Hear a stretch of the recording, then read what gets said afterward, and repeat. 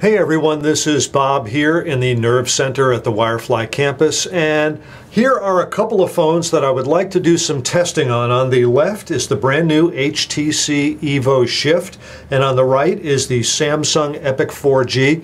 Both of these are 4G capable phones on the Sprint network. They both have sliding keyboards, which is one reason why it's so interesting to test them together. Sprint has two 4G phones that have sliding keyboards, and here they are.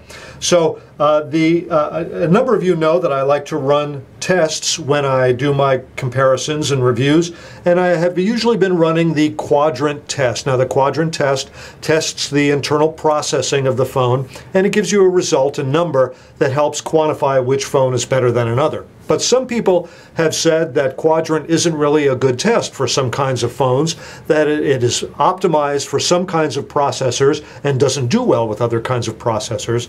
One person suggested to us that we run the SmartBench 2010 application to test the phones. So I've downloaded the SmartBench 2010 application from the Android market. It's a free download, and you can all go to the Android market and download it for your phone. I've got it both on the Epic 4G and on the EVO Shift. So I'm going to go ahead and run it on both phones, and I'm going to leave it active so you can see what happens. Now the SmartBench 2010 runs a variety of routines on the phones. Some of them are graphically oriented, some are arithmetically oriented, and you'll see that there's a couple of different interesting things that happen during the test.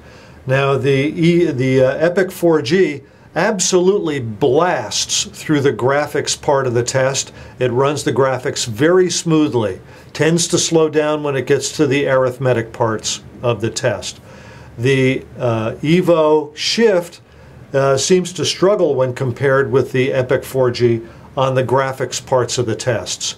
Okay, here we have the final graphics part of the test. In fact, this is the final section. That's called Jellyfish. And now it's asking to display scores. I'm going to wait until the EVO Shift catches up before I go ahead and display the scores. Now the scores are shown as two different numbers. One of them is a productivity number and another is a gaming number. Here we have the final part of the test, the Jellyfish part of the test.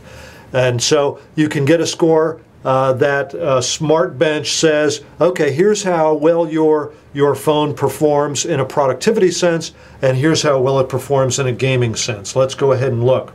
Now the EVO Shift got 620 on the productivity index and 1058 on the games index. That's 620 and 1058.